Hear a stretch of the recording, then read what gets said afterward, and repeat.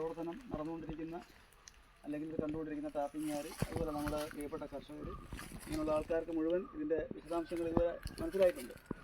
അപ്പോൾ ഇന്ന് ഇതിൻ്റെ ഒരു 3-ാം ഘട്ടം ആണ്, സെൻറ്റർ 2. അപ്പോൾ നമ്മുടെ 4 സെൻറ്ററുകളിലായിട്ട് കേരളത്തിലെ ഒരു പ്രധാനപ്പെട്ട ഭാവി റബ്ബർ കൃഷിയുടെ നിശ്ചയിക്കുന്ന രീതിയിലുള്ള ഒരു പ്രവർത്തനം ആണ് GNG റബ്ബേഴ്സ് ചെയ്തുകൊണ്ട് വരുന്നത്. അതായത് ശാസ്ത്രീയമായ ഉൽപ്പാദന പ്രക്രിയയും ശാസ്ത്രീയമായ തോട്ടപരിപാലനത്തിലൂടെയും റബ്ബർ കൃഷി ആദായകരമാവുന്ന നിലയിലേക്ക് കേരളത്തിലെ കർഷകരില്ല. ഇന്ന് അത്തരം സാഹചര്യമല്ല പലരുടെയും ചിന്ത. വരുന്ന വഴിക്ക് തന്നെ കടയിൽ ഇരുന്നപ്പോൾ 62 വർഷം ടാപ്പിംഗ് എക്സ്പീരിയൻസ് ഉള്ള ഒരാൾ, 83 വയസ്സുകാരൻ, ഇനി ഇത് മുമ്പോട്ട് പോകത്തില്ല എന്ന് പറഞ്ഞത് കേട്ടിട്ടാണ് സാറും ഞങ്ങളും ഒക്കെ വരുന്നത് തന്നെ. അപ്പോൾ അത് തന്നെയാണ് പൊതുബോധത്തിലുള്ളത്. RPS അടക്കം എല്ലാവർക്കും അത് തന്നെയാണ് ഇപ്പോൾ നിലവിലുള്ള ഒരു ജനവികാരമായിട്ട്, കർഷകരുടെ വികാരമായിട്ട് മനസ്സിലാക്കാനുള്ളത്.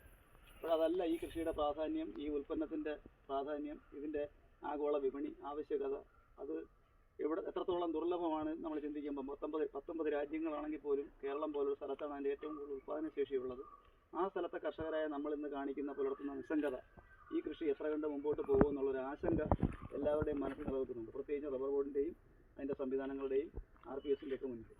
അപ്പോൾ ആ സാഹചര്യത്തിലാണ് നമ്മൾ ഈ ഒരു ചെറിയ പ്രവർത്തനം ഒരു 10 പതിറ്റാണ്ട് മുമ്പ് ആരംഭിച്ച്, അത് പ്രത്യേകം എടുത്തു പറയേണ്ടിയിരിക്കുന്ന രവിയണ്ണൻ്റെയൊക്കെ ഈ ഒരു മനസ്സ്. അതായത് ഇങ്ങനെ ഒരു പ്രവർത്തനമായിട്ട് മുന്നിൽ വരുമ്പോൾ സ്വന്തം, അതായത് ഒരാൾ അയാളുടെ സമ്പത്ത് ബാങ്കിൽ നിക്ഷേപിക്കാൻ തയ്യാറാവും, പക്ഷേ 8 കൊല്ലം 10 കൊല്ലം പ്രായമായ മാർക്ക് ചെയ്യാവുന്ന മരങ്ങൾ മറ്റൊരു ഏജൻസിയെ വിട്ടുകൊടുക്കുക, അല്ലെങ്കിൽ ഒരു ടാപ്പറെ ഏൽപ്പിക്കുക, സ്വന്തം നില ചെയ്തതിന് വരെ ഒരു ഏജൻസി ഏൽപ്പിക്കുക എന്നുള്ള ആ ഒരു ചിന്ത പലർക്കും വരാറില്ല. അപ്പം സാഹസികമായി തന്നെ ആ വിശ്വാസം പുലർത്തുകയും അത് ഇവിടെ ഈ കാണുന്ന മരങ്ങൾ ഏറ്റെടുത്തുകൊണ്ട് ആ പ്രവർത്തനം നിർവഹിക്കുകയും ഇവിടെ നിന്ന് ഇവരൊക്കെ അതിനുള്ള മനസ്സ് കാണിച്ചപ്പോൾ ആ പ്രവർത്തനം കേരളത്തിലെ 4 ജില്ലകളിലേക്ക് എത്താനും ഇത്രയേറെ തൊഴിലാളികളെ സംഘടിപ്പിച്ച് ഇന്ന് ഒരു ദിവസത്തെ ട്രെയിനിങ്ങോ 2 ദിവസമോ കൊണ്ട് തീർക്കാൻ ഒക്കാത്ത രീതിയിൽ 4 ഘട്ടങ്ങളായി.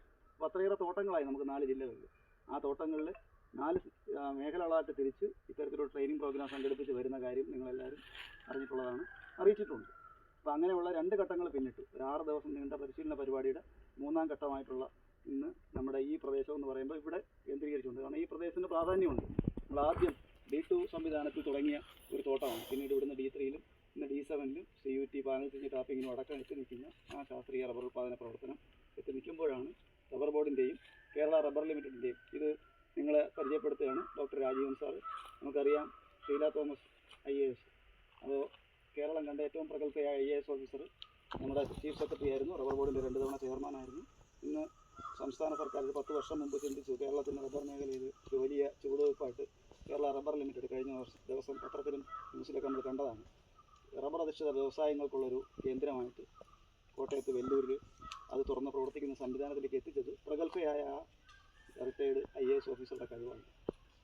അപ്പോൾ ആ മാഡത്തിൻ്റെ മുന്നിലേക്ക് വിഷയം വരികയും മാഡം സാറിനെ അയക്കുകയും സാർ നമ്മുടെ തോട്ടങ്ങൾ വന്ന് കണ്ട് അതിൻ്റെ കാര്യങ്ങളൊക്കെ കണ്ടു കഴിഞ്ഞപ്പോഴേക്കും നമുക്ക് ഇത്തരത്തിലൊരു സഹായം അത് മാഡത്തിലൂടെ സർക്കാരിൽ എത്തിക്കുകയും സർക്കാരിൻ്റെ ചെറിയ ഫണ്ട് അനുവദിച്ചുകൊണ്ട് റബ്ബർ ബോർഡിൽ നിന്ന് പെൻഷനായ സാറിനെ, ടോണി സാറിന്, അപ്പോൾ ഒരു ട്രെയിനറെ നിയോഗിച്ചുകൊണ്ട് കേരളിൻ്റെ നേതൃത്വത്തിൽ കേരളിൻ്റെയും GNG റബ്ബേഴ്സിൻ്റെയും നമ്മുടെയും സംയുക്ത സംരംഭമായിട്ട് പ്രദേശത്ത് RO regional office Kottarakkara, Nedumangad, Thiruvananthapuram RO, അതുപോലെ തന്നെ ഫീൽഡ് ഓഫീസർമാർ, RPS പ്രസിഡന്റുമാർ, പ്രധാനപ്പെട്ട കർഷകരെ സംഘടിപ്പിച്ചുകൊണ്ട് ഇത്തരം ഒരു ദൗത്യത്തിലേക്ക് ഇറങ്ങിത്തിരിച്ചത്. അത് 2 ഘട്ടം വിജയകരമായി പൂർത്തിയാക്കി 3-ാം ഘട്ടത്തിലുള്ള തൊഴിലാളികളെയും ആ തോട്ടങ്ങളെ ഉൾപ്പെടുന്ന ഈ മൂതല പള്ളിക്കൽ എന്ന് പറഞ്ഞ ഭാഗമായിട്ട് ഉൾപ്പെടുത്തിയിരിക്കുന്നത് പാരിപ്പള്ളി, ചാത്തന്നൂർ, കല്ലമ്പലം, പാലച്ചിറ. ഈ ഇന്നും നാളെയും മറ്റന്നാളുമായിട്ട് ഇന്നിവിടെ കൂടിയിരിക്കുന്ന മുഴുവൻ ടാപ്പിങ്ങുകാരും ആ പരിശീലന പരിപാടി പങ്കെടുക്കുകയും ഇതിൻ്റെ ഉദ്ദേശമെന്ന് പറഞ്ഞാൽ എത്തരത്തിലാണ് നമ്മൾ ഏറ്റെടുത്തിരിക്കുന്ന തോട്ടങ്ങളുടെ ഉൽപ്പാദനം നടത്തി വരുന്നത്, അതിൻ്റെ ടാപ്പിംഗ് മെത്തേഡ് എന്താണ്, ആ ടാപ്പിംഗ് മെത്തേഡ് അനുസരിച്ചിട്ട് പട്ട വിനിയോഗം എങ്ങനെയാണ് അതിൻ്റെ എന്താണ് മരത്തിൻ്റെ ഇപ്പോഴത്തെ അവസ്ഥ, എത്ര കാലം അത് മുന്നോട്ട് ടാപ്പ് ചെയ്യാൻ കഴിയും, അതിനെന്തെങ്കിലും ആ ടാപ്പർക്ക് നിർദ്ദേശങ്ങൾ കൊടുക്കേണ്ടതായിട്ടുണ്ടോ, അങ്ങനെ ഓരോ തോട്ടങ്ങൾ ടാപ്പ് ചെയ്യുന്ന ടാപ്പർമാരെയും അവരെ തോട്ടങ്ങളിൽ മറ്റുള്ളവരെയും കൂടെ പങ്കെടുപ്പിച്ച് ഓരോ മരത്തിൻ്റെയും തെറ്റും ശരിയും ടാപ്പർമാരെ, കാരണം അവരുടെ കയ്യിലാണ് ഇതിൻ്റെ ഉൽപ്പാദനം ഇരിക്കുന്നത്. അപ്പോൾ അത് കർഷകർക്ക് ഇതിൻ്റെ വരുമാനം എന്ന് പറഞ്ഞാൽ ടാപ്പറുടെ കയ്യിലാണ്. അപ്പോൾ ടാപ്പറെ പരിപൂർണമായിട്ട് ആ ശാസ്ത്രീയ ഉൽപ്പാദന മാർഗത്തിലേക്ക് കൊണ്ടുവരാൻ വേണ്ടിയിട്ടാണ് ആയാസം കൂടാതെ ആദായം കൂട്ടാം, അങ്ങനെ ഇത്തരത്തിലുള്ള ടാപ്പർമാരുടെ നൈപുണ്യ പരിശീലന പരിപാടി എന്നുള്ള ലക്ഷ്യത്തോടു കൂടി ഇങ്ങനൊരു പരിപാടി സംഘടിപ്പിച്ചിരിക്കുന്നത്. ആ പരിപാടി സംഘടിപ്പിക്കാനായിട്ട് മനസ്സ് വന്ന കേരള സർക്കാരിനെ പ്രതികരിച്ചൊരു പക്ഷേ ഷീല മാഡം.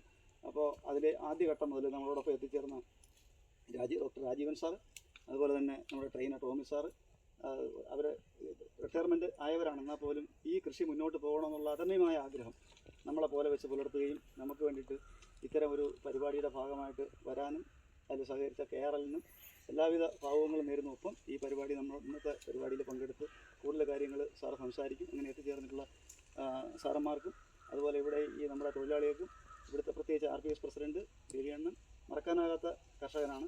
അത്തരത്തിലുള്ള ആളുകളെ എല്ലാം ഹൃദയപൂർവ്വം സ്വാഗതം ചെയ്തുകൊണ്ട് ഞാൻ ബാക്കി കാര്യങ്ങൾ സംസാരിക്കാനായിട്ട് കാരണമില്ല.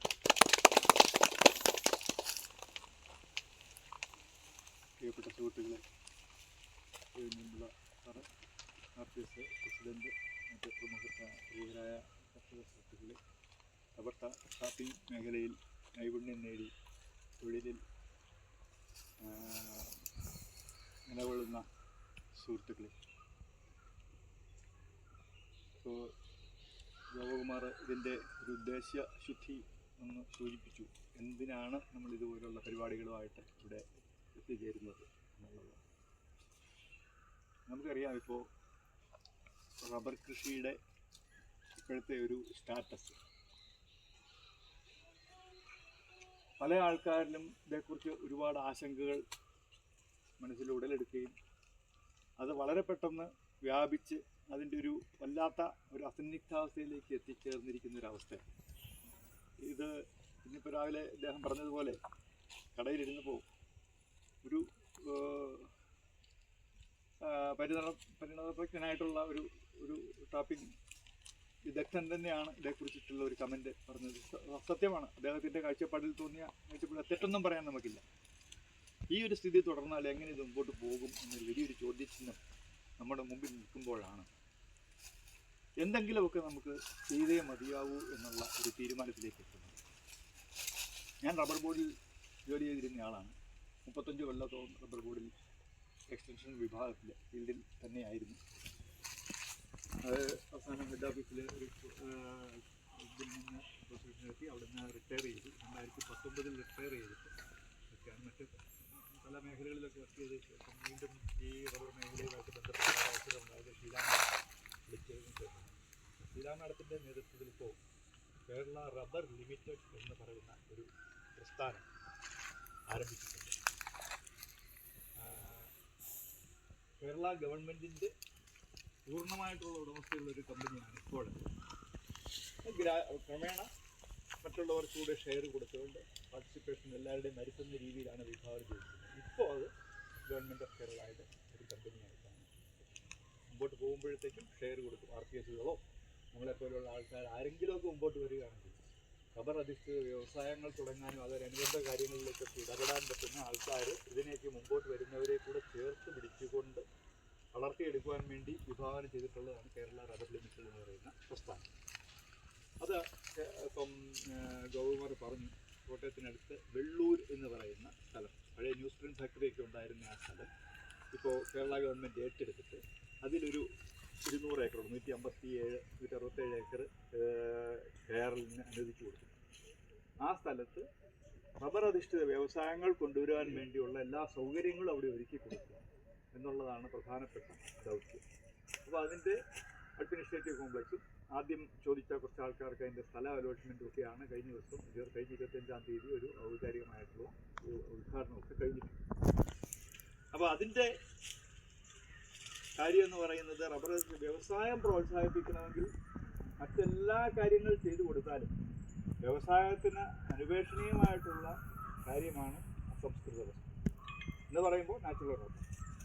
അത് കൃത്യമായിട്ട് കിട്ടാനുള്ളൊരു സംവിധാനം കൂടെ നമ്മൾ ചെയ്താൽ ഇത് പൂർണ്ണമാകൂ എന്നുള്ള ഉത്തമ വിശ്വാസത്തിൻ്റെ പേരിലാണ് നമ്മൾ ഫീൽഡിലേക്ക് കൂടെ ശ്രദ്ധ കേന്ദ്രീകരിക്കുന്നത്. അപ്പോൾ കർഷകരെ, റബ്ബർ പ്രൊഡ്യൂസിങ്ങിൻ്റെ റബ്ബർ കർഷകരെയും കർഷക തൊഴിലാളികളെയും ശരിക്ക് പരിഗണിച്ചുകൊണ്ട് വേണ്ട രീതിയിലുള്ള ഗൈഡൻസ് കൊടുത്തുകൊണ്ട് സപ്പോർട്ട് കൊടുത്തുകൊണ്ട് നമ്മുടെ ഉൽപ്പാദനക്ഷമതയും ഉൽപ്പാദനവും അതിൻ്റെ ശരിയായിട്ടുള്ള തോതിലേക്ക് കൊണ്ടുവന്നു കഴിഞ്ഞാൽ തന്നെ നമ്മുടെ ഇവിടുത്തെ അസംസ്കൃത വസ്തുവിൻ്റെ ദൗർലഭ്യം നമുക്ക് മാറ്റിയെടുക്കാം. ഇപ്പം നമുക്കറിയാം അസംസ്കൃത വസ്തുക്കൾ നമുക്ക് ദൗർലഭ്യമാണ്. നമ്മൾ എപ്പോഴും ഇമ്പോർട്ടിലാണ് ഉപയോഗിക്കുന്നത്. പല വ്യവസായ സ്ഥാപനങ്ങൾ വെളിയിൽ നിന്ന് റബ്ബർ കൊണ്ടുവരേണ്ട സിറ്റുവേഷൻ വന്നിട്ടുണ്ട്. അപ്പോൾ അതിന് മറുപടിയായിട്ട് നമ്മളിവിടെ ആവശ്യത്തിന് ഉൽപ്പാദനം ഉണ്ടാക്കിയെടുക്കുക എന്നുള്ള ലക്ഷ്യത്തിലാണ് ഈ മേഖലയിലേക്ക് നമ്മൾ ഫോക്കസ് ചെയ്തുകൊണ്ട് ഇതിലുള്ള സൗകര്യങ്ങൾ നമ്മൾ ഒരുക്കാനായിട്ട് തയ്യാറാണ്. അങ്ങനെ ഉണ്ടാകുമ്പോഴുള്ള നേട്ടം എന്ന് പറഞ്ഞു കഴിഞ്ഞാൽ ദേശീയ പ്രാധാന്യത്തോടെ നമ്മൾ നോക്കുമ്പോൾ ഇവിടുത്തെ ഉൽപ്പാദനം കൂട്ടാമെന്ന് പറയുമ്പോൾ തന്നെ ഒപ്പം തന്നെ ഇൻഡിവിജ്വൽ കർഷകനെ സംബന്ധിച്ചിടത്തോളം വളരെ പ്രയോജനപ്രദമായ ഒരു കാര്യമായിട്ട് മാറും. ഇപ്പോൾ ഹെക്ടർ ഒന്നിന് അല്ലെങ്കിൽ ഏക്കർ ഒന്നിന് 500-600 കിലോഗ്രാം മാത്രം ഉൽപ്പാദിപ്പിക്കുന്ന ആളെ സംബന്ധിച്ചിടത്തോളം ഒരു 1000 കിലോ ചുരുങ്ങിയത് ഉൽപ്പാദിപ്പിക്കാൻ സാധിക്കും എന്ന് കാണിച്ച് ബോധ്യപ്പെടുത്തി അതിനുള്ള സൗകര്യം ചെയ്തു കൊടുത്തു കഴിഞ്ഞാൽ ഓരോരുത്തർക്കും ഉണ്ടാകുന്ന ഉൽപ്പാദന വർധന, അതുകൊണ്ടുണ്ടാകുന്ന നേട്ടം, ലാഭം, അതെല്ലാം ദേശത്തിന് മൊത്തത്തിൽ പ്രയോജനകരമാണ്. ഈ എല്ലാം കണ്ടുകൊണ്ടാണ് നമ്മളിങ്ങനെയുള്ള പരിപാടി ചെയ്യുന്നത്. അതിലേറ്റവും നിർണായകമായിട്ടുള്ള ഭാഗമെന്ന് പറയുന്നത് തോട്ടവും തോട്ടത്തിനെ പരിപാലിക്കുന്ന തോട്ടത്തിലെ തൊഴിലാളികളായിട്ടുള്ള മരത്തെ അടുത്തറിയുന്ന നിങ്ങൾ ഓരോരുത്തരും, റബ്ബർ ടാപ്പർമാരായിട്ടുള്ള ഇവിടെ കൂടിയിട്ടുള്ള നിങ്ങൾ ഓരോരുത്തരുമാണ് ഏറ്റവും പ്രധാനപ്പെട്ട ഘടകങ്ങൾ. ഞങ്ങളെക്കാൾ വളരെ വളരെ കൂടുതൽ ഇവിടെ നിൽക്കുന്ന ഓരോ മരത്തെയും അടുത്തറിയാവുന്ന, മരത്തിൻ്റെ നാടിമിടിപ്പ് മനസ്സിലാക്കുന്ന ആൾക്കാരാണ് നിങ്ങൾ ഓരോരുത്തരും. അപ്പോൾ നിങ്ങൾ വർഷങ്ങളായിട്ട് ടാപ്പ് ചെയ്തുകൊണ്ടിരിക്കുന്നവരാണ്, മരത്തിൻ്റെ രീതികൾ അറിയാം, അതനുസരിച്ച് നിങ്ങൾ ടാപ്പ് ചെയ്തുകൊണ്ടിരിക്കുന്നുണ്ട്. ഇതെല്ലാം ചെയ്യുന്നുണ്ടെങ്കിലും നമുക്കൊരു ആവശ്യമെന്ന് പറയുന്നത് എല്ലാ തോട്ടങ്ങളും ഒന്ന് വന്ന് കണ്ട് നിങ്ങൾ അവലംബിക്കുന്ന രീതികൾ നോക്കിക്കണ്ട് മനസ്സിലാക്കി, അതിൽ നല്ല കാര്യങ്ങളുണ്ടെങ്കിൽ നോക്കിക്കണ്ട് പഠിക്കുക. നിങ്ങളിൽ നിന്ന് പലതും പഠിക്കാൻ ഞങ്ങൾക്കുണ്ട്. ഞങ്ങൾ അങ്ങനെ ആർജിച്ചതാണ് ഞങ്ങളുടെ എല്ലാം വിവരം. ഫീൽഡിൽ ആൾക്കാർ അനുവർത്തിച്ച് വരുന്ന പല രീതികളും അത് നോക്കിക്കണ്ട് മനസ്സിലാക്കി അതിന് വേണ്ട മോഡിഫിക്കേഷൻസ് വരുത്തി ഒന്ന് കാച്ചിക്കുറുക്കി എടുത്ത് നല്ല സയൻറ്റിഫിക് മെത്തേഡ്സ് ആയിട്ട് നമ്മൾ എടുത്തിട്ടുള്ള പല പല മെത്തേഡ്സ് നമ്മളുള്ളത്. അപ്പോൾ അങ്ങനെ ഈ പ്രദേശത്തെ ടാപ്പർമാരായ നിങ്ങൾ ഓരോരുത്തരെയും കണ്ട് മനസ്സിലാക്കി, നിങ്ങൾ ഓരോരുത്തരുടെയും തോട്ടം കണ്ട് മനസ്സിലാക്കി, അവിടെ അവലംബിക്കുന്ന രീതികളും കണ്ട് മനസ്സിലാക്കി, ആ മരത്തെ നിങ്ങൾ എങ്ങനെ സ്നേഹിക്കുന്നു, ആ മരത്തെ നിങ്ങൾ എങ്ങനെ പരിഗണിക്കുന്നു എന്ന് മനസ്സിലാക്കി, അതോടൊപ്പം ഞങ്ങൾ ശാസ്ത്രീയമായി പഠിച്ചു വെച്ചിട്ടുള്ള പല കാര്യങ്ങൾ അത് നിങ്ങളെ കൂടെ ഒന്ന് പറഞ്ഞ് മനസ്സിലാക്കുക. അപ്പം നമ്മൾ തമ്മിലുള്ള ഒരു ആശയവിനിമയം, പരസ്പരം നമുക്ക് അങ്ങോട്ടും ഇങ്ങോട്ടും ഈ കാര്യങ്ങളെക്കുറിച്ചിട്ട് റബ്ബറിനെ കുറിച്ചും റബ്ബർ മരത്തെക്കുറിച്ചും റബ്ബർ അതിനകത്തെ ആദായത്തെക്കുറിച്ചും എങ്ങനെ ആദായം അതിനകത്ത് കൂട്ടാമെന്നുള്ളതിനെക്കുറിച്ചും നമ്മുടെ ഇപ്പോഴത്തെ എടുത്തുകൊണ്ടിരിക്കുന്ന ആയാസം എങ്ങനെ കുറയ്ക്കാം എന്നുള്ളതിനെക്കുറിച്ചും ഒക്കെ നമുക്ക് ഒരു പരസ്പര ചർച്ചയിലൂടെ, പരസ്പരമായിട്ടുള്ള ഈ ഒരു ഇടപെടലിലൂടെ ഈ 3 ദിവസം നടക്കുന്ന ഒരു ശില്പശാല, ഒരു വർക്ക്ഷോപ്പ്, ഇതൊരു ട്രെയിനിങ് എന്നുള്ളതിനപ്പുറമായിട്ട് ട്രെയിനിങ് അല്ല, ഇത് ശരിക്കും ഒരു വർക്ക്ഷോപ്പാണ്, ഒരു ശില്പശാലയാണ്. നമ്മളെ പരസ്പരം ഇൻ്ററാക്ട് ചെയ്യാൻ വേണ്ടി, പരസ്പരം ആശയവിനിമയം നടത്താൻ വേണ്ടിയുള്ള ഒരു വർക്ക്ഷോപ്പാണ് ഈ 3 ദിവസമായിട്ട് നമ്മൾ നടക്കുന്നത്. അപ്പോൾ അത് അതിൻ്റേതായ സ്പിരിറ്റ് നിങ്ങൾ ഇവിടെ നിൽക്കുന്ന ഓരോരുത്തരും മനസ്സിലാക്കണം. അതനുസരിച്ച് ഞങ്ങളോട് ഇടപെടണം, ഞങ്ങളുമായിട്ട് സഹകരിക്കണം, മനസ്സ് തുറന്ന് ഇടപെടുക. ഒരു കാരണവശാലും നിങ്ങളെ പഠിപ്പിക്കാൻ വന്നവരോ നിങ്ങളെ കുറ്റം കണ്ടുപിടിക്കാൻ വന്നവരോ ആണെന്നുള്ള ചിന്ത നിങ്ങളുടെ വേണ്ട, അത് മനസ്സിൽ നിന്ന് കളയുക. ഞങ്ങൾ നിങ്ങളെ കാണാനും പഠിക്കാനുമായിട്ട് നിങ്ങൾ വന്നതാണ്. ഞങ്ങൾക്ക് എന്തെങ്കിലും കൂടുതൽ പറഞ്ഞു തരാനുണ്ടെങ്കിൽ ഞങ്ങൾ അത് കഴിയുമ്പോൾ ഞങ്ങൾക്ക് അറിയാനോ കൂടുതൽ എന്തെങ്കിലും പറയാനുണ്ടെങ്കിൽ അത് നിങ്ങൾക്ക് പറയാം, അതുപോലെ നിങ്ങൾക്ക് ഞങ്ങൾക്ക് കേൾക്കാം. അങ്ങനെ ഒരു 3 ദിവസം നമ്മൾ എല്ലാം മറന്ന് ഒന്നിച്ച് ഒരേ മനസ്സോടെ കൂടണം. എല്ലാ ദിവസവും ഈ പങ്കെടുക്കുന്ന എല്ലാ ടാപ്പർമാരും 3 ദിവസവും കൃത്യമായിട്ട് പങ്കെടുത്തിരിക്കണം. ഇന്ന് എൻ്റെ തോട്ടത്തിൽ വന്ന് കണ്ട് ചിറങ്ങിക്കഴിഞ്ഞാൽ നാളെ ഞാൻ ഫ്രീ ആയി, നാളെ ഞാൻ വരുന്നില്ല എന്ന് നിങ്ങൾ വിചാരിക്കരുത് എന്നർത്ഥം. ഇന്ന് എൻ്റെ തോട്ടം കഴിഞ്ഞ് കഴിഞ്ഞാൽ നാളെ മറ്റു തോട്ടത്തിൽ പോകുമ്പോഴും ഞാൻ പോകണം, എനിക്കും പോകണം, അവിടെ പോയി കാണണം. അവിടുത്തെ എൻ്റെ സുഹൃത്തിൻ്റെ ടാപ്പിങ്ങിനെ കുറിച്ച് കാണാനും മനസ്സിലാക്കാനും ഒരു അവസരമാണിത്. അപ്പോൾ ആ രീതിയിൽ കണ്ട് 3 ദിവസവും പൂർണ്ണമായിട്ട് ഇതുമായിട്ട് സഹകരിക്കണം. അതാണ് എനിക്ക് നിങ്ങളോട് പ്രത്യേകമായിട്ട് അഭ്യർത്ഥിക്കാനുള്ളത്. അതിൻ്റെ ശാസ്ത്രീയ വശങ്ങളെക്കുറിച്ചിട്ട് നമുക്ക് ഒരു ചെറിയൊരു വിശദീകരണം വരും. അതിനുശേഷം നമ്മൾ അവലംബിക്കുന്ന രീതി എന്ന് പറയുന്നത് നമ്മളെല്ലാ തോട്ടങ്ങളും നമ്മൾ ഓരോ ടീമായി, നമ്മളിപ്പോൾ ഇത്രയും പേരുടെ 3-4 ചെറിയ ഗ്രൂപ്പായിട്ട് നമ്മൾ തിരിച്ചെടുത്തിട്ട് ഓരോ ഗ്രൂപ്പും ഓരോ തോട്ടത്തിലും പോയി മരങ്ങൾ നമ്മൾ നേരിട്ട് കണ്ട് മനസ്സിലാക്കും. ഓരോ മരത്തിൻ്റെയും ചവിട്ടി പോയിട്ട് ആ മരത്തിൽ നമ്മൾ വെച്ചിരിക്കുന്ന ടാപ്പിങ്ങിൻ്റെ രീതി കണ്ട് മനസ്സിലാക്കിയിട്ട് അതിനകത്ത് നല്ല കാര്യങ്ങൾ എന്തെല്ലാമാണ്, എന്തെങ്കിലും പോരായ്മകളുണ്ട് എങ്കിൽ അത് മനസ്സിലാക്കുക. അത് പരസ്പരം നിങ്ങൾ തമ്മിൽ കണ്ട് മനസ്സിലാക്കിയിട്ട് നമുക്ക് ചർച്ച ചെയ്യാം. ആ തോട്ടം നമുക്ക് അവിടുത്തെ തോട്ടത്തിൽ നിന്ന് തന്നെ കാര്യങ്ങൾ മനസ്സിലാക്കാം. എന്തെങ്കിലുമൊക്കെ പോരായ്മകളുണ്ടെങ്കിൽ അത് ആ ടാപ്പറും കൂടെ മനസ്സിലാക്കുന്നുണ്ടെങ്കിൽ നമുക്ക് അവിടെ വെച്ച് തന്നെ അത് കറക്റ്റ് ചെയ്യാനുള്ള പരിപാടികൾ നമ്മളെ കാണിച്ച് ബോധ്യപ്പെടുത്തിയിട്ടുണ്ട്. എന്നിട്ട് നമുക്ക് അടുത്ത തോട്ടത്തിലേക്ക് പോകാം. അവിടെ എങ്ങനെയാണ് എന്ന് നോക്കി മനസ്സിലാക്കും. അപ്പോൾ അങ്ങനെ നമ്മൾ ഈ 3 ദിവസം കൊണ്ട് മുഴുവൻ തോട്ടങ്ങൾ, നിങ്ങളിവിടെ വന്നിട്ടുള്ള ടാപ്പർമാർ ടാപ്പ് ചെയ്തുകൊണ്ടിരിക്കുന്ന മുഴുവൻ തോട്ടങ്ങൾ, ഒരു ടാപ്പറുടെ 1 or 2 തോട്ടമെങ്കിലും നമ്മൾ കണ്ടുകൊണ്ട് നമുക്ക് തിരിച്ച് ഈ 3 ദിവസത്തെ വർക്ക്ഷോപ്പ് നമുക്ക് അവസാനിപ്പിക്കാം. അതിനകത്ത് നിങ്ങൾക്ക് എന്ത് അഭിപ്രായങ്ങൾ വേണമെങ്കിലും പറയാനുള്ള സ്വാതന്ത്ര്യമുണ്ട്.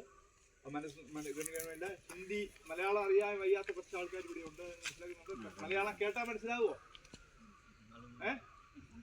മലയാളത്തെ മനസ്സിലാവും. അത് തമിഴ അല്ല,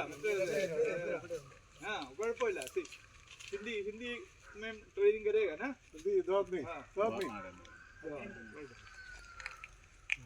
അപ്പോൾ അത് ആ ഒരു മനസ്സിൽ അത് കണ്ടാൽ മതി. നമ്മൾ എന്തായാലും നമുക്ക് പരസ്പരം ഒരു ആശയവിനിമയം നടത്താനുള്ള അവസ്ഥ കേട്ടോ. അപ്പോൾ അതാണ് പ്രധാനമായിട്ട് എനിക്ക് ഇതിനെക്കുറിച്ച്, ഈ ഒരു പ്രോഗ്രാമിനെ കുറിച്ച് പറയാനുള്ളത്. ഉറപ്പായിട്ടും നമുക്കിതുകൊണ്ട് പ്രയോജനം ഉണ്ടാകും. നിങ്ങളെല്ലാം നല്ല ഒരു വൈദഗ്ധ്യം നേടിയ ടാപ്പർമാരാണ് എന്നുള്ളതിനെക്കുറിച്ച് സംശയമൊന്നുമില്ല. അപ്പോൾ അവരുടെ നിങ്ങളുടെ വൈദഗ്ധ്യം കൂട്ടാൻ വേണ്ടിയുള്ള കുറച്ചുകൂടെ നല്ല രീതിയിലുള്ള പുതിയ വശങ്ങളും മറ്റു കാര്യങ്ങളും എന്തെങ്കിലും മനസ്സിലാക്കേണ്ട അതിനുള്ള ഒരു അവസരമായിട്ട് ഇതിനെ കാണുക. ഇതിൽ നിന്ന് ഞങ്ങൾ 3 ദിവസവും വർക്ക്ഷോപ്പിൽ പങ്കെടുത്ത് ഏറ്റവും നന്നായിട്ട് പ്രവർത്തിക്കുന്നുവെന്ന് മനസ്സിലാക്കുന്ന ആൾക്കാർക്ക് ഞങ്ങൾ സർട്ടിഫിക്കറ്റ് കൊടുക്കുന്നുണ്ട്. അത് നിങ്ങൾക്ക് എപ്പോഴും വിലപ്പെട്ട ഒരു സംഭവമായിരിക്കും. ഏത് മേഖലയിൽ നമ്മൾ പ്രവർത്തിക്കുമ്പോൾ എന്നും നമ്മൾ പ്രയോജനപ്രദമായിരിക്കുന്ന രീതിയായിരിക്കും. അപ്പോൾ ആ ഒരു സർട്ടിഫിക്കറ്റ് നേടണമെങ്കിൽ 3 ദിവസവും നിർബന്ധമായിട്ട് പങ്കെടുക്കണം. ഇതിൽ ആത്മാർത്ഥമായിട്ട് ഇതിനകത്ത് പങ്കെടുക്കുകയും വേണം. ഇതിനകത്ത് മനസ്സ് തുറന്ന് ആശയവിനിമയം നടത്തുകയും വേണം. അങ്ങനെ അതിനുള്ള മനസ്സോടുകൂടി എല്ലാവരും പങ്കെടുക്കുക എന്ന ഒരു അഭ്യർത്ഥനയോടുകൂടി ഞാൻ ഇതിൻ്റെ ഔപചാരികമായ ഉദ്ഘാടനം നിർവഹിച്ചതായിട്ട് പ്രഖ്യാപിക്കുന്നു. എൻ്റെ സഹപ്രവർത്തകൻ ടോമി നിങ്ങൾക്ക് ഈ ശാസ്ത്രീയമായിട്ടുള്ള റബ്ബർ കൃഷിയെക്കുറിച്ചിട്ട് ഒരു 15-20 മിനിറ്റ് വരെ വിശദമായിട്ടൊന്ന് കാണിച്ചു തരും. ഒരു മറ്റൽ ടാപ്പിംഗ് വീട്ടിൽ കാണിച്ചു തന്ന് നിങ്ങളത് കണ്ട് മനസ്സിലാക്കുക, നോക്കി നിൽക്കുക. നമ്മൾ ചെയ്യുന്ന ടാപ്പിങ്ങിൽ നിന്ന് എന്തെങ്കിലും വ്യത്യസ്തമായിട്ട് ഇദ്ദേഹം നിങ്ങളെ കാണിച്ചു തരുന്നുണ്ടോ എന്നുള്ളത് നമ്മൾ മനസ്സിലാക്കുക. അതിനുശേഷം എന്തെങ്കിലും സംശയങ്ങളുണ്ടെങ്കിൽ ചോദിക്കുക. പിന്നീട് നമുക്ക് നമ്മുടെ എക്സർസൈസിലേക്ക് ശരി എന്നാൽ ഓക്കെ. അപ്പോൾ ഞാൻ ആദ്യമായിട്ട് എങ്ങനെയാണ് ചെയ്യേണ്ടത് അങ്ങനെ കുറേ തിയറി പാർട്ടുകളുണ്ട്. തിയറി പാർട്ടുകൾ എടുത്തു കഴിഞ്ഞിട്ട് നമുക്ക് പ്രാക്ടിക്കലായിട്ട് ചെയ്ത് കാണിക്കാം. അപ്പോൾ ആദ്യമായിട്ട് നമ്മൾ മനസ്സിലാക്കേണ്ടത് റബ്ബർ ഒരു ദീർഘകാല വിളയാണ്. നമ്മൾ റബ്ബർ പ്ലാന്റ് ചെയ്ത് ഒരു 7 വർഷക്കാലം കൊണ്ട്, ഇവിടെ ഒരു 7-8 വർഷം കൊണ്ട് നമുക്ക് ടാപ്പിങ്ങുകൾ സ്റ്റേജ് ആകുള്ളൂ. പിന്നെ നമുക്കത് അത്രയും പക്ഷേ നമുക്ക് ഇമ്മച്ചുവർ പീരീഡ് ഉള്ളതുകൊണ്ട് നമുക്കൊരു 30-40 വർഷക്കാലം വരെ നമുക്ക് അതിൽ ദീർഘകാലത്ത് നമുക്ക് ആദായം എടുക്കാൻ സാധിക്കും. അപ്പോൾ അതിന് എന്തൊക്കെ കാര്യങ്ങൾ ശ്രദ്ധിക്കണം എന്നുള്ള കാര്യം ഞാനൊന്ന് പറഞ്ഞിട്ട് പ്രാക്ടിക്കൽ ചെയ്യും. അപ്പോൾ നമ്മൾ ആദ്യമായിട്ട് റബ്ബർ ആമസോൺ വനങ്ങളിൽ കാണപ്പെട്ട ഒരു വനവൃക്ഷമായിരുന്നു. അന്ന് അവർ മുറിച്ച് വീഴ്ത്തിയിട്ട് അതിൽ കുറേ പാടുകളൊക്കെ വീഴ്ത്തി അതിൽ നിന്ന് കിട്ടുന്ന കറ കമ്പയിലൊക്കെ ചുറ്റി ഒരു പ്രാവശ്യം കൊണ്ട് ആ റബ്ബർ എടുക്കത്തില്ലായിരുന്നു. അതിൽ നിന്ന് നിരീക്ഷണങ്ങളൊക്കെ നടത്തിയാണ് ഇന്ന് റബ്ബർ മരം മുറിച്ച് വീഴ്ത്താതെ ദീർഘകാലത്ത് പല പ്രാവശ്യം മുറിവുകൾ എത്തിച്ച് പാൽ എടുക്കാം എന്നുള്ള രീതിയിലേക്ക് എത്തിച്ചേർന്നിരിക്കുന്നത്. അപ്പോൾ ഇത് ഭാവിയിൽ ഈ രീതിയിൽ മാറിപ്പോകാൻ സാധ്യതയുണ്ട്. ഗവേഷണം നടക്കുന്നതനുസരിച്ച് മാറിപ്പോകാൻ സാധ്യതയുണ്ട്. അപ്പോൾ നമ്മൾ നിലവിലുള്ള രീതി അനുസരിച്ച് എങ്ങനെയൊക്കെയാണ് ശ്രദ്ധിക്കേണ്ടത് എന്നൊന്നും പറയാം. റബ്ബർ മരം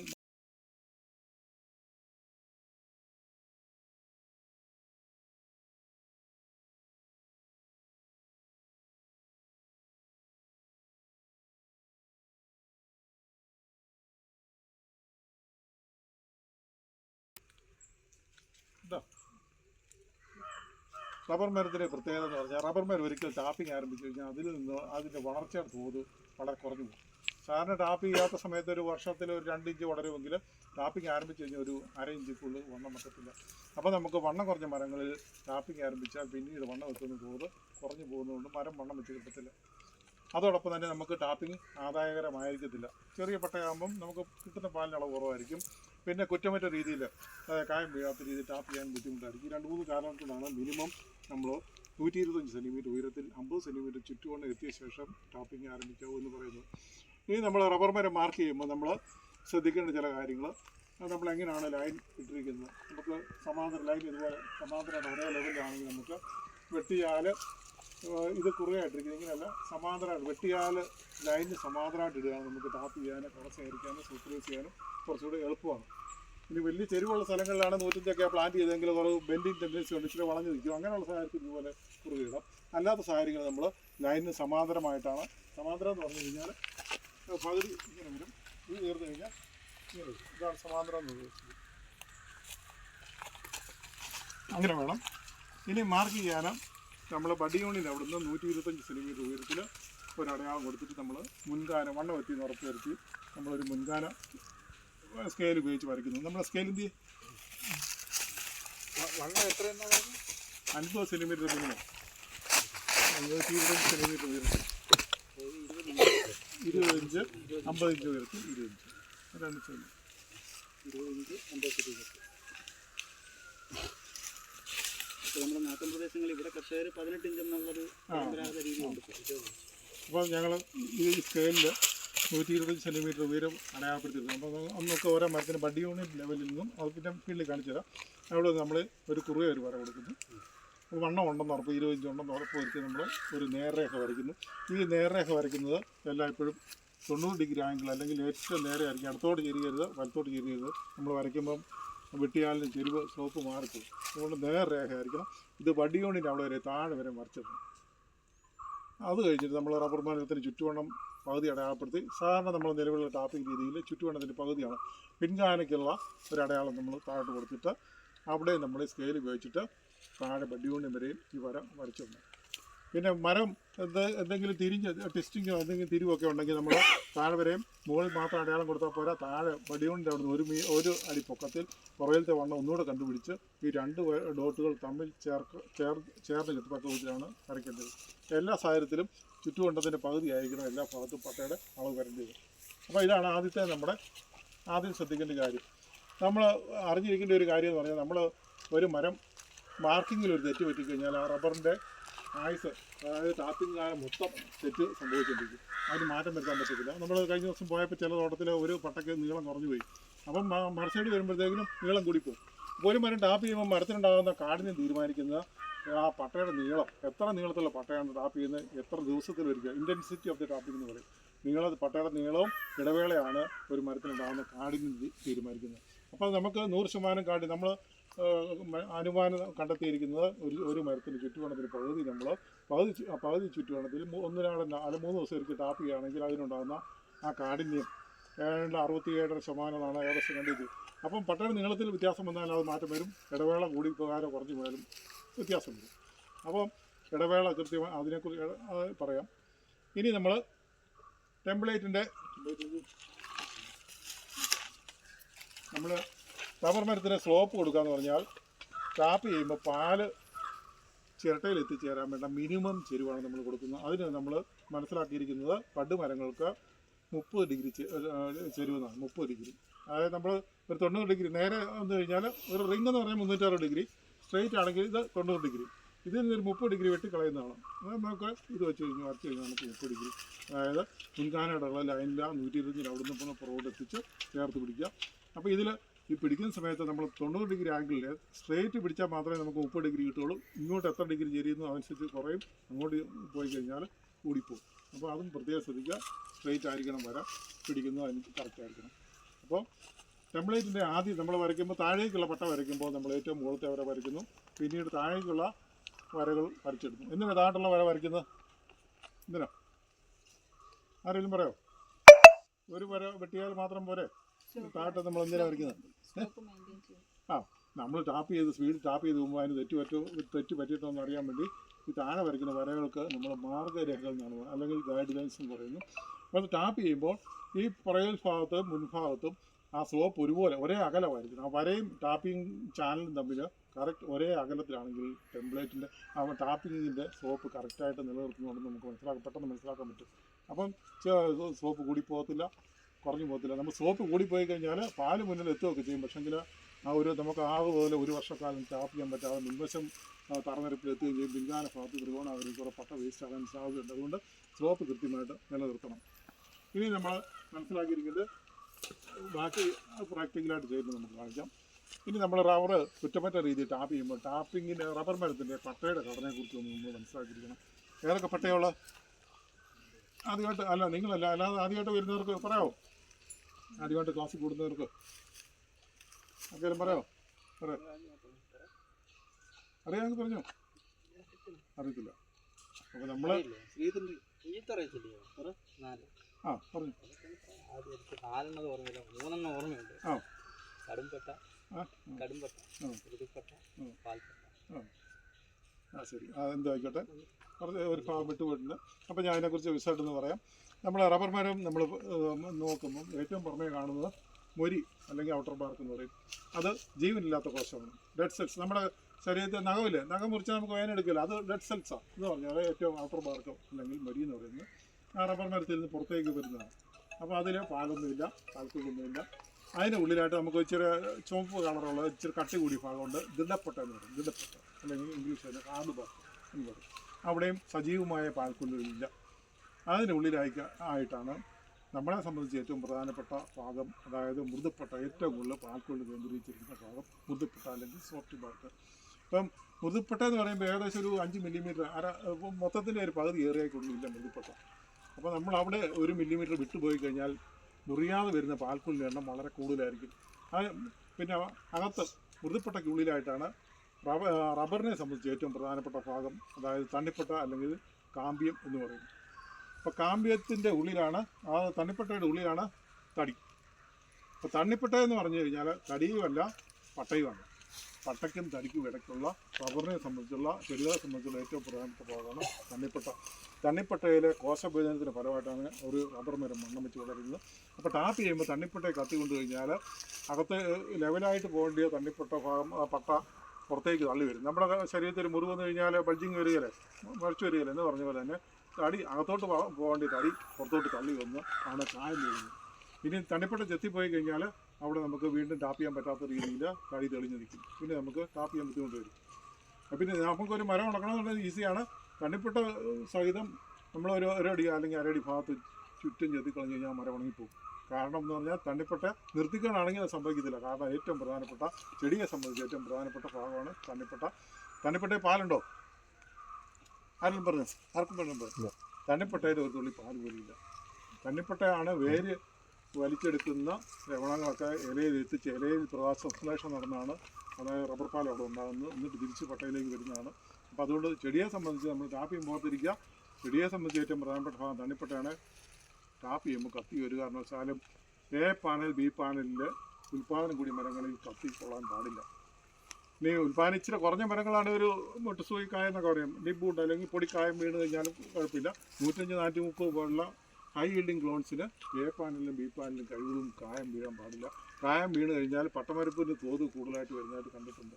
അതുകൊണ്ട് എ പാനലും ബി പാനലും ടാപ്പ് ചെയ്യുന്നവർ വളരെയധികം ശ്രദ്ധിച്ച് ടാപ്പ് ചെയ്യുക. അപ്പം പാൽക്കൊല്ലെന്ന് പറഞ്ഞാൽ റബ്ബർ സ്ഥിതി ചെയ്യുന്നത് ഇടത്തു നിന്നും വലത്ത് മുകളിലേക്കാണ്, അല്പം ചെരിഞ്ഞാണ് സ്ഥിതി ചെയ്യുന്നത്. അപ്പോൾ നമ്മൾ വെട്ടിയാലല്ല ഇപ്പോഴും നിർമ്മിക്കേണ്ടത് ഇടത് മുകളിൽ നിന്നും വലത് താഴേക്കാണ്. ഇപ്പോൾ ഇട്ടിരിക്കുന്നത് ശരിയാണ്, ഇതുപോലെയാണ്. അങ്ങനെയാണെങ്കിൽ പരമാവധി പാൽക്കൊല്ലിന് മുറിഞ്ഞ് നമുക്ക് മാക്സിമം പാൽ മരത്തിൽ നിന്ന് കിട്ടത്തുള്ളൂ. അപ്പോൾ അത് പ്രത്യേകം ഓർത്തിരിക്കുക, ഇടത് മുകളിൽ നിന്നും വലത് താഴേക്ക് വേണം നമ്മൾ വെട്ടിയാൽ നിർമ്മിക്കാൻ. ഇനി നമ്മൾ ടാപ്പിങ്ങിൻ്റെ ആഴം എത്ര മാത്രം, ഇപ്പോൾ ഇത് വെച്ചിട്ട് നമുക്ക് എത്ര ആഴത്തിൽ ടാപ്പ് ചെയ്യണമെന്ന് പറയാൻ പറ്റുമോ? തണ്ണിപ്പെട്ട പാലില്ലെന്ന് ഞാൻ പറഞ്ഞു, തണ്ണിപ്പെട്ട കത്തി കൊണ്ട് കഴിഞ്ഞാൽ കായം വീഴുമെന്ന് പറഞ്ഞു. അപ്പോൾ നമുക്ക് ഏറ്റവും നല്ല രീതിയിൽ ടാപ്പിങ് എത്ര ആഴത്തിൽ വരെയും ടാപ്പ് ചെയ്യുന്നതാണ്? എവിടെ വരെ പറ്റണം? ആ പറഞ്ഞു. ആ ഓക്കെ.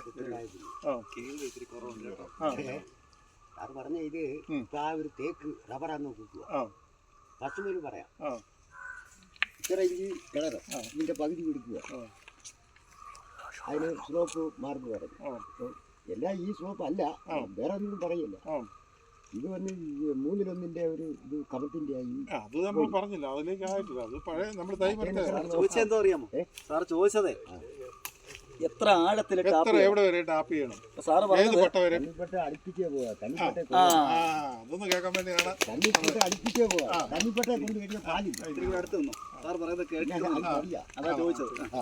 അപ്പൊ നമ്മൾ ടാപ്പ് ചെയ്യുമ്പോൾ ശ്രദ്ധിക്കേണ്ടത്, തണ്ണിപ്പെട്ടയിൽ കത്തി കൊണ്ടു കഴിഞ്ഞാൽ കായം വീഴും അല്ലെങ്കിൽ മഴ വീഴും. ഇപ്പൊ ഞാൻ ഈ പല ഫീൽഡുകളിൽ പോയയിടത്തും പലയിടത്തും കണ്ടു. അതുകൊണ്ട് ഞാൻ ഇത്ര പ്രാധാന്യം കൊടുത്ത് പറയുന്നത്, തണ്ണിപ്പെട്ടയുടെ അടുത്ത് ചെല്ലണം, തണ്ണിപ്പെട്ടയിൽ കത്തിക്കൊള്ളാനും പാടില്ല. അപ്പോൾ തണ്ണിപ്പെട്ടയിൽ ഒരു നമുക്ക് 1/2 മില്ലിമീറ്റർ മുതൽ മാക്സിമം 1 മില്ലിമീറ്റർ വരെ വിട്ടുള്ള ടാപ്പിങ്ങാണ് ശരിയായ ആഴത്തിലുള്ള ടാപ്പിംഗ് എന്ന് പറയുന്നത്. തണ്ണിപ്പെട്ടയിലും 1/2 മില്ലിമീറ്റർ മുതൽ മാക്സിമം 1 മില്ലിമീറ്റർ വരെ വിട്ടുള്ള ടാപ്പിങ്.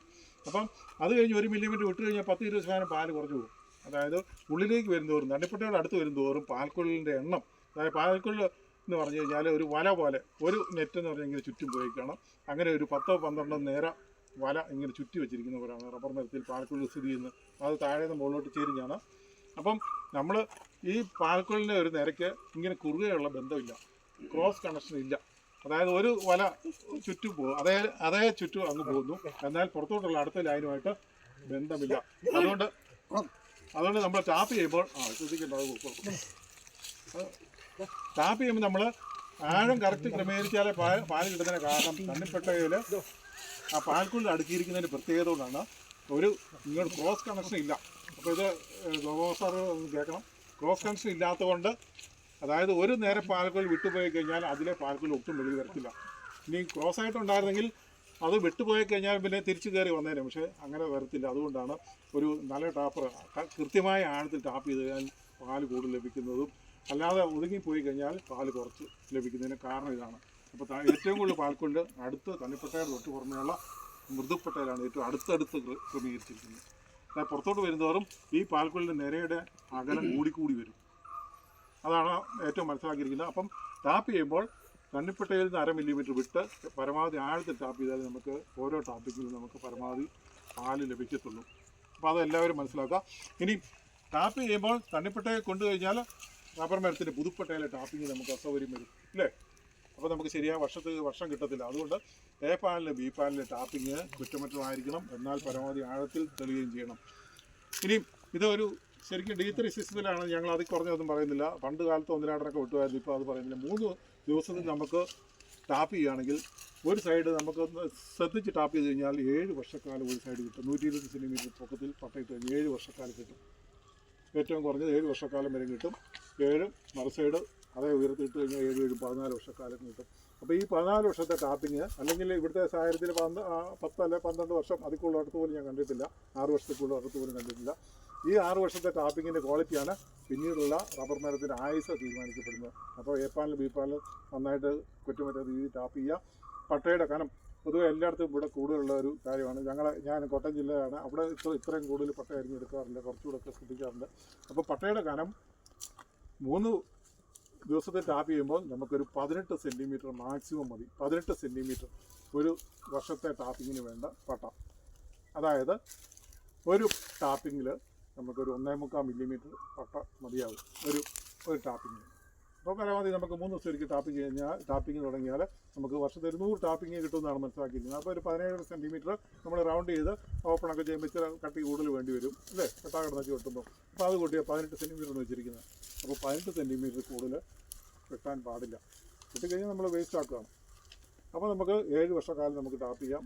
7 അല്ലെങ്കിൽ ഏറ്റവും കുറഞ്ഞത് 6 വർഷം എങ്കിലും കിട്ടണം. എനിക്കിപ്പം ഈ 5ൽ നിന്ന് 7ലോട്ട് കൊണ്ടുപോകാൻ ഇച്ചിരി ബുദ്ധിമുട്ടുണ്ടെന്ന് എനിക്കറിയാം. 5 പരമാവധി ഏറ്റവും മിനിമം ഒരു 6 വർഷം എങ്കിലും കിട്ടത്തക്ക വിധത്തിൽ നിങ്ങളുടെ മനസ്സിലുണ്ടായിരിക്കണം. അപ്പോൾ അതനുസരിച്ച് ടെംപ്ലേറ്റ് ക്രമീകരിച്ച് വരയ്ക്കണം. അതിനുശേഷം നമുക്ക് ബി പാനൽ ടാപ്പ് ചെയ്ത ശേഷം ആ ചേട്ടൻ പറഞ്ഞ പോലെ മുകളിലത്തെ പാനലിൽ നിന്ന് നമുക്ക് നിയന്ത്രിതമായ കമ്മിറ്റ് ഇട്ട് ദീർഘകാലം നമുക്ക് പാല് ശേഖരിക്കാൻ സാധിക്കും. ഈ CUT ടാപ്പ് ചെയ്യുമ്പോൾ നമ്മൾ ശ്രദ്ധിക്കേണ്ട കാര്യം, അതിന് മുമ്പ് താഴെ കുറച്ചുകൂടെ അനുബന്ധമായിട്ട് കാര്യങ്ങൾ പറയാം. ഇവിടെ തന്നെ വരച്ചുള്ളതുകൊണ്ടാണ് പറഞ്ഞത്. അതായത് നമ്മൾ റബ്ബർ മരത്തിൽ നിന്ന് പാല് ലഭിക്കുമ്പോൾ താഴേക്ക് ടാപ്പ് ചെയ്യുമ്പോൾ നമുക്ക് മുകളിലേക്ക് പാൽ കയറി വരണമെങ്കിൽ ഒരു മർദ്ദം വേണ്ടേ? അതിന് പ്രവാഹ സമ്മർദ്ദം അല്ലെങ്കിൽ ടർജർ പ്രഷർ എന്നാണ് പറയുന്നത്. അതായത് രാവിലെ ടാപ്പ് ചെയ്താൽ നമുക്ക് പാല് കൂടുതൽ മർദ്ദം പട്ടക്കുള്ളിൽ കൂടുതലായിരിക്കും. അപ്പം മുകളിൽ നിന്ന് താഴെ ഇറങ്ങി വരാൻ ആ മർദ്ദം വലിയ പ്രശ്നമാണോ? ഇപ്പോൾ എൻ്റെ കയ്യിലിരിക്കുന്ന പേന ഇട്ട് കഴിഞ്ഞാൽ താഴോട്ട് വീഴും, മുകളിലോട്ട് പോകുക ഇല്ല. കാരണം എന്നാ? സെൻറ്റർ ഓഫ് ഗ്രാവിറ്റി, ഭൂഗുരുത്വാകർഷണമുണ്ട്. എന്നാൽ കമഴ്ത്ത് കിട്ടുമ്പോഴത്തേക്കും നമുക്ക് ആകർഷണം ഉള്ളതുകൊണ്ട് സാധ്യത കൂടുതലാണ്. അതുപോലെ തന്നെ ഈ ഒറിജിനൽ പട്ട ഡ്രെയിനേജ് ഏരിയ കൂടുതലാണ് കമഴ്ത്ത് പട്ടയിൽ. അപ്പോൾ അതുകൊണ്ട് നമ്മൾ നീളം കുറച്ച് പകുതി വേണ്ട 3 നീളത്തിൽ നമുക്ക് കൂടുതലായിട്ടുള്ള പാല് നമുക്ക് ലഭിക്കും. പിന്നെ അങ്ങനെ ചെയ്യുമ്പോഴും നമ്മൾ ആദ്യത്തെ വർഷങ്ങളിൽ നമ്മൾ പട്ട വളരെ കനം കുറച്ചെടുക്കാം. പൊക്കം കൂടുന്തോറും നമ്മുടെ ഈ കൺട്രോൾ കുറയും. അതുകൊണ്ട് പട്ടച്ചെലവ് കൂടാൻ സാധ്യതയുണ്ട്. അതുകൊണ്ട് തുടക്കത്തെ വർഷത്തിൽ വളരെ ആദ്യം ചെയ്യുന്ന ചെയ്യാൻ പോകുന്നുണ്ട്, അത് ശ്രദ്ധിക്കേണ്ട ഒരു കാര്യമാണ്. CUT ചെയ്യുമ്പോൾ CUT ചെയ്യുമ്പോൾ നമുക്ക് ആദ്യം തുടങ്ങുന്ന വർഷത്തിലൊന്നും പട്ട തീരെ കുറച്ചേ എടുക്കാവുള്ളൂ. ആവശ്യത്തിലേക്ക് 1.25 മില്ലിമീറ്റർ കൂട്ടി എടുക്കരുത് കേട്ടോ. കൂടുതൽ കനത്തിൽ എടുത്തു കഴിഞ്ഞാൽ പെട്ടെന്ന് തന്നെ ഹൈറ്റ് കൂടിക്കഴിഞ്ഞാൽ ടാപ്പിങ്ങിന് കൺട്രോൾ നഷ്ടപ്പെട്ടു പോകും. അത് തന്നെ ഇവിടെ പൊതുവായിട്ട് മുകളിലത്തെ ഏരിയ ടാപ്പ് ചെയ്യുന്ന ഇത് സ്ലോട്ടർ ടാപ്പിംഗ് ആണെന്നുള്ള പലരും ഒരു തെറ്റായ ധാരണ ഈ ഏരിയയിലൊക്കെ ഉണ്ട്. ഞങ്ങളുടെയൊക്കെ അവിടെ വർഷങ്ങളായിട്ട് ഇത് ചെയ്യുന്നതാണ്. ഇപ്പോൾ ഇതെന്ന് പറഞ്ഞാൽ നിയന്ത്രിതമായ കമിഴ്ത്തോട്ടത്താണ് ഇത് ഉദ്ദേശിക്കുന്നത്. അതായത് ചുറ്റുവണ്ണത്തിന് 3-1 4 നീളത്തിൽ റബ്ബർ മരത്തിൽ 45 ഡിഗ്രി സെൻറ്റിമീറ്റർ ചെരിവ്, 45 ഡിഗ്രി ചെരിവിൽ 120 സെൻറ്റിമീറ്ററിന് മുകളിലുള്ള അസൽ പട്ടയിൽ ദീർഘകാലം ടാപ്പ് ചെയ്യുന്ന രീതിയാണ് CUT എന്ന് പറയുന്നത്. കൺട്രോൾഡ് അപ്പ് ടാപ്പ് എന്നാണ് നമ്മൾ ഇംഗ്ലീഷിൽ എന്ന് പറയുന്നത്. നിയന്ത്രിതമായ കമിഴ്ത്തോട്ട് എന്ന് മലയാളത്തിൽ പറയും. അപ്പോൾ ഇങ്ങനെ വെട്ടിക്കഴിഞ്ഞാൽ നമുക്ക് മഴക്കാലത്ത് നമുക്ക് പ്ലാസ്റ്റിക് ഇട്ട് താഴേക്ക് വെട്ടാം. വേനൽക്കാലത്ത്, അതായത് നവംബർ, ഇവിടുത്തെ കാലാവസ്ഥയ്ക്ക് ഒരു നവംബർ ആകുമ്പോഴത്തേക്ക് മഴ മാറിയല്ലേ, നവംബർ തൊട്ടൊരു മെയ് മാസം വരെ നമുക്ക് മുകളിലുള്ള പട്ടയിൽ നിന്ന് പാലെടുക്കാം. മുകളിലുള്ള പട്ടയിൽ നിന്ന് പാലെടുക്കും. മുകളിലത്തെ ഏരിയയിലെ പാലാണ് കൂടുതൽ പുറത്തേക്ക് വരുന്നത്. ഇനി താഴേക്ക് വെട്ടുമ്പോൾ താഴത്തെ ഏരിയയിൽ ഒരു 50 സെൻറ്റിമീറ്റർ ഏരിയയിലെ പാലാണ് മുകളിലേക്ക് കയറി വരുന്നത്. അപ്പോൾ മരത്തിന് കുറച്ചുകൂടെ ബാലൻസ് ചെയ്യാനും സാധ്യത കൂടുതലാണ് ഈ രീതിയിൽ ടാപ്പ് ചെയ്യുമ്പോൾ. അപ്പോൾ നമുക്ക് മരം മാറി പട്ട മാറി നമുക്ക് ദീർഘകാലത്തിൽ ഈ മരത്തിൽ നിന്നും നമുക്ക് ദീർഘകാലത്ത് നമുക്ക് പാൽ എടുക്കാൻ സാധിക്കും. അപ്പോൾ അത് മനസ്സിലാക്കിയിരിക്കുക. അപ്പം ചെയ്യുന്നത് സമയം ചെറുതിരിക്കുമല്ലോ, പലയിടത്തും ഇങ്ങനെ ഇച്ചിരി പട്ട